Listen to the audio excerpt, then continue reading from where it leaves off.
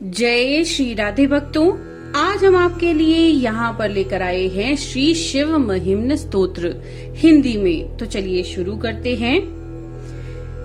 हे हर, आप सभी प्राणियों के कष्टों को हराने वाले हैं। मैं इस स्तोत्र के द्वारा आपकी वंदना कर रहा हूँ, जो कदाचित आपके वंदना के योग्य ना भी हो, पर हे महादेव, स्वयं ब्रह्मा और अन्य देवगण भी आपके चरित्र का पूर्ण गुणगान करने में सक्षम नहीं हैं। जिस प्रकार एक पंछी अपनी क्षमता के अनुसार ही आसमान में उड़ान भर सकता है, उसी तरह से मैं भी अपनी यथाशक्ति ही आपकी आराधना करता हूँ। हे शिव, आपकी व्याख्या ना तो मन ना वचन के द्वारा संभव है।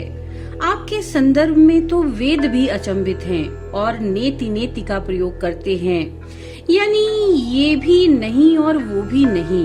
आपका संपूर्ण गुणगान भला कौन कर सकता है, ये जानते हुए भी कि आप आदि और अंत से रहित हैं। परमात्मा का गुणगान कठिन है, मैं आपकी वंदना करता हूँ। हे वेद और भाषा के सृजक, जब स्वयं देवगुरु बृहस्पति भी आपके स्वरूप की व्याख्या को करने में सक्षम नहीं हैं, तो फिर मेरा कहना ही क्या। हे त्रिपुरारी, अपनी सीमित क्षमता का बोध होते हुए भी मैं इस विश्वास से इस स्तोत्र की रचना कर रहा हूँ कि इससे मेरी वाणी शुद्ध होगी और मेरी बुद्धि का विकास होगा। हे देव, आप ही इस संसार के सृजक, पालन करता और विलय करता हैं। तीनों वेद आपकी ही संहिता गाते हैं। तीनों गुण यानी सत, रज और तम आपसे ही प्रकाशित हैं। आपकी ही शक्ति त्रिदेवों में निहित है। इसके बाद भी कुछ मूढ़ प्राणी आपका उपहास करते हैं और आपके बारे में भ्रम फैलाने का प्रयास करते हैं, जो सर्वथा अनुचित है। हे महादेव, वे मूढ़ प्राणी जो स्वयं ही भ्रमित हैं, इस प्रकार से तर्क वितर्क द्वारा आपके अस्तित्व को चुनौती देने का प्रयास करते हैं। वे कहते हैं कि अगर कोई परम पुरुष है तो उसके क्या गुण है, वह कैसा दिखता है, उसके क्या साधन है, वह इस सृष्टि को किस प्रकार धारण कर सकता है। ये प्रश्न वास्तव में भ्रामक मात्र हैं। वेद ने भी स्पष्ट किया है कि तर्क के द्वारा आपको नहीं जाना जा सकता। हे परमपिता, इस सृष्टि में 7 लोक हैं: भूलोक, भूवरलोक, स्वर्गलोक, सत्यलोक, महरलोक, जनलोक और तपलोक। इनका सृजन भला सृजक आपके बिना कैसे संभव हो सकता है? ये किस प्रकार से और किस साधन से निर्मित हुए? तात्पर्य ये है कि आप पर किसी प्रकार का संशय नहीं किया जा सकता। विविध प्राणी सत्य तक पहुंचने के लिए विभिन्न वेद पद्धतियों का अनुसरण करते हैं, पर जिस प्रकार सभी नदियां अंततः सागर में समाहित हो जाती हैं, ठीक उसी प्रकार हर मार्ग आप तक ही पहुंचता है।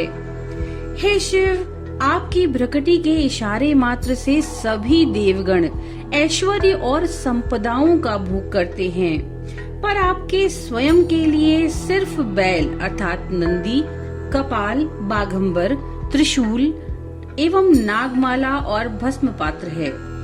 अगर कोई संशय करे कि आप देवों के असीम ऐश्वर्य के स्तोत्र हैं, तो आप स्वयं उन ऐश्वर्यों का भोग क्यों नहीं करते?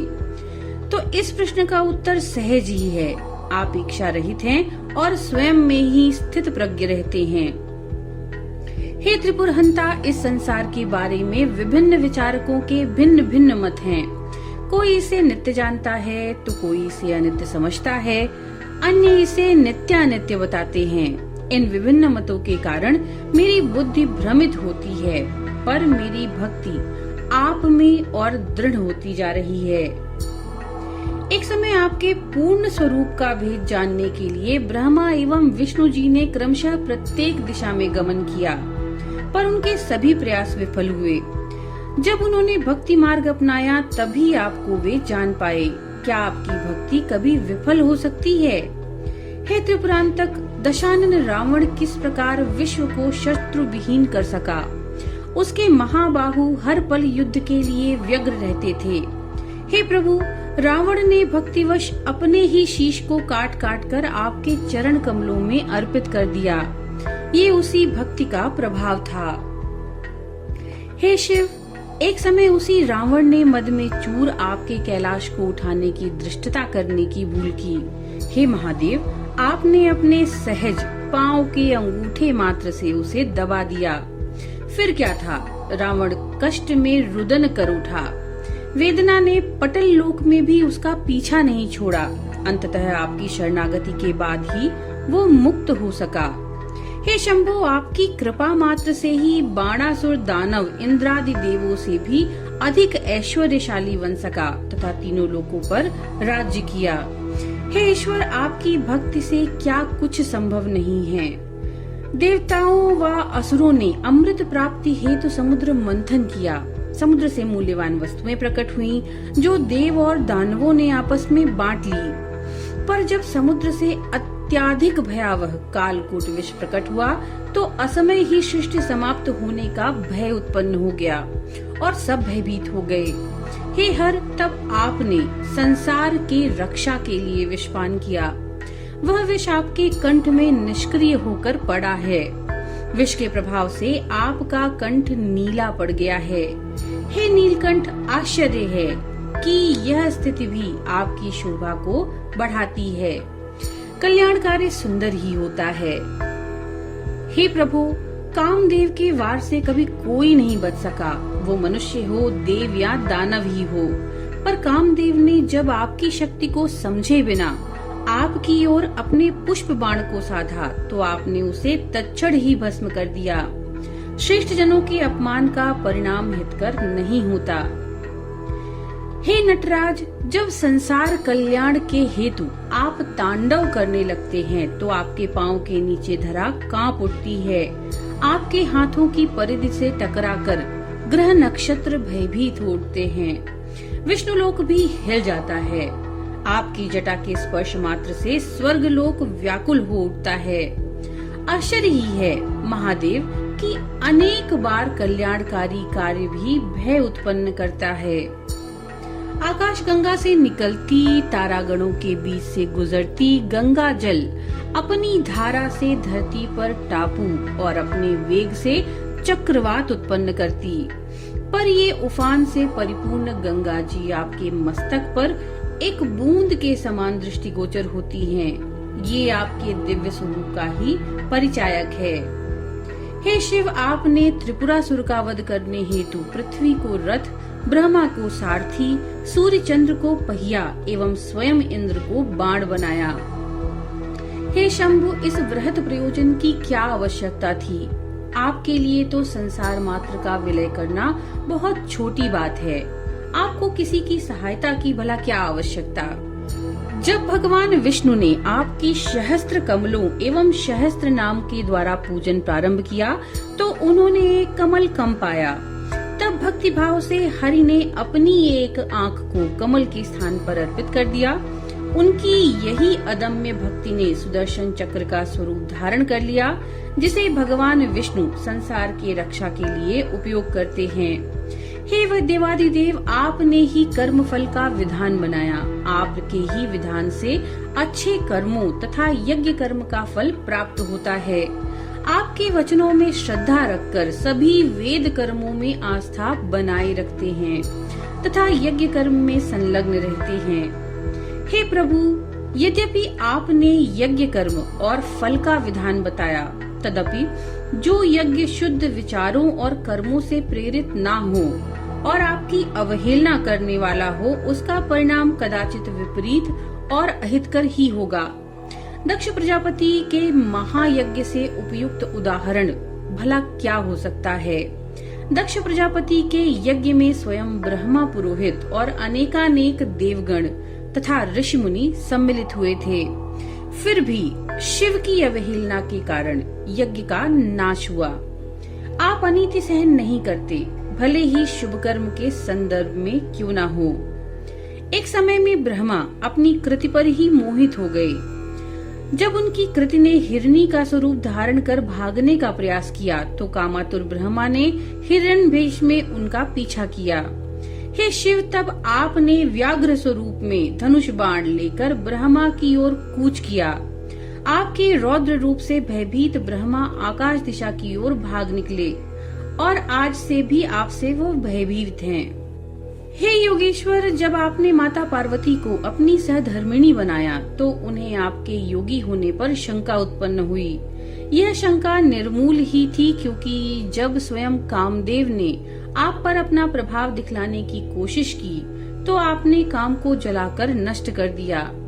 हे भोलेनाथ, आप शमशान में रमण करते हैं, भूत प्रेत आपके संगी हैं, आप चिता भस्म का लेप करते हैं और मुंडमाल धारण करते हैं। ये सारे गुण ही अशुभ और भयावह जान पड़ते हैं। तब भी हे शमशान निवासी, आपके भक्तों को आप इस स्वरूप में भी शुभकारी और आनंददायी प्रतीत होते हैं, क्योंकि हे शंकर, आप मनोवांछित फल प्रदान करने में जरा भी विलंब नहीं करते। हे योगीराज, मनुष्य नाना प्रकार के योग्य पद्धति को अपनाते हैं, जैसे कि सांस पर नियंत्रण, उपवास, ध्यान इत्यादि। इन योग क्रियाओं के द्वारा वो जिस आनंद, जिस सुख को प्राप्त करते हैं, वह वास्तव में आप ही हैं। हे महादेव, हे शिव, आप ही सूर्य, चंद्र, धरती, आकाश, अग्नि, जल और वायु हैं। आप ही आत्मा भी हैं। हे देव, मुझे ऐसा कुछ भी ज्ञात नहीं है जो आप न हो। हे सर्वेश्वर, ओम 3 तत्वों से बना है, आ, उ, मंग, जो 3 वेदों ऋग, साम, यजु और 3 अवस्थाओं जागृत, स्वप्न, सुषुप्त, 3 लोकों, 3 कालों, 3 गुणों तथा त्रिदेवों को इंगित करता है। हे ओंकार, आप ही इस त्रिगुण, त्रिकाल, त्रिदेव, त्रिअवस्था और त्रिवेद के समागम हैं। हे शिव, वेद एवं देवगण आपकी इन 8 नामों से वंदना करते हैं। भव, सर्व, रुद्र, पशुपति, उग्र, महादेव, भीम एवं ईशान। हे शंभु, मैं भी आपकी इन नामों से स्तुति करता हूँ। हे त्रिलोचन, आप अत्यधिक दूर हैं और अत्यधिक पास भी। आप महाविशाल भी हैं तथा परम सूक्ष्म भी। आप श्रेष्ठ भी हैं तथा कनिष्ठ भी। आप ही सभी कुछ हैं, साथ ही आप सभी कुछ से परे भी। हे भव, मैं आपको रजोगुण से युक्त सृजन करता जानकर आपको नमन करता हूँ। हे हर, मैं आपको तामस गुण से युक्त विलय करता मानकर आपको नमन करता हूँ। हे मृण, आप सतोगुण से व्याप्त सभी का पालन करने वाले हैं, आपको नमस्कार है। आप ही ब्रह्मा, विष्णु एवं महेश हैं। हे परमात्मा, मैं आपको इन 3 गुणों से परे जानकर शिव स्वरूप में नमस्कार करता हूँ। हे शिव, आप गुणातीत हैं, आपका विस्तार नित बढ़ता ही जाता है। अपनी सीमित क्षमता से मैं कैसे आपकी वंदना कर सकता हूँ। पर भक्ति से दूरी मिट जाती है तथा मैं आपके कर कमलों में अपनी स्तुति प्रस्तुत करता हूँ। यदि कोई गिरी अर्थात पर्वत को दबात, सिंधु को स्याही, देव उद्यान के किसी विशाल वृक्ष को लेखनी और उसकी छाल को पत्र की तरह उपयोग में लाए तथा स्वयं ज्ञान स्वरूपा माँ सरस्वती अनंत काल आपके गुणों की व्याख्या में संलग्न रहें, तो भी आपके गुणों की व्याख्या संभव नहीं है। इस स्तोत्र की रचना पुष्पदंत गंधर्व ने चंद्रमौलेश्वर शिव जी के गुणगान के लिए की थी, जो गुणातीत हैं। जो भी इस स्तोत्र का शुद्ध मन से नित्य पाठ करता है, वह जीवन काल में विभिन्न ऐश्वर्यों का भोग करता है और अंततः शिव धाम को प्राप्त करता है तथा शिव तुल्य हो जाता है। महेश से श्रेष्ठ कोई देव नहीं, महिम्न स्तोत्र से श्रेष्ठ कोई स्तोत्र नहीं, ओम से बढ़कर कोई मंत्र नहीं तथा गुरु के ऊपर कोई सत्य नहीं। दान, यज्ञ, ज्ञान व त्याग इत्यादि सत्कर्म इस स्तोत्र के पाठ के 16वें अंश के बराबर भी फल प्रदान नहीं कर सकते।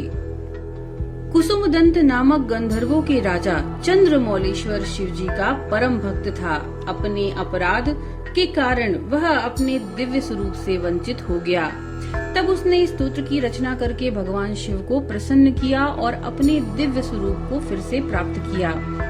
जो इस स्तोत्र का पठन करते हैं वे शिवलोक को पाते हैं तथा ऋषि मुनियों द्वारा भी पूजित होते हैं। पुष्पदंत द्वारा रचित ये स्तोत्र दोष रहित है तथा इसका नित्य पाठ करने से परम सुख की प्राप्ति होती है। ये स्तोत्र भगवान शंकर को समर्पित है। प्रभु महादेव हमसे प्रसन्न हो। हे शिव, मैं आपके वास्तविक स्वरूप को नहीं जानता। हे शिव, आपके उस वास्तविक स्वरूप जिसे मैं नहीं जान सकता उसको नमस्कार है। जो इस स्तोत्र का दिन में 1, 2 या 3 बार पाठ करता है वो पाप से मुक्त हो जाता है तथा शिव लोक को प्राप्त करता है। पुष्पदंत द्वारा रचित ये स्तोत्र भगवान शिव को बहुत प्रिय है। इसका पाठ करने वाला अपने संचित पापों से मुक्ति पा लेता है।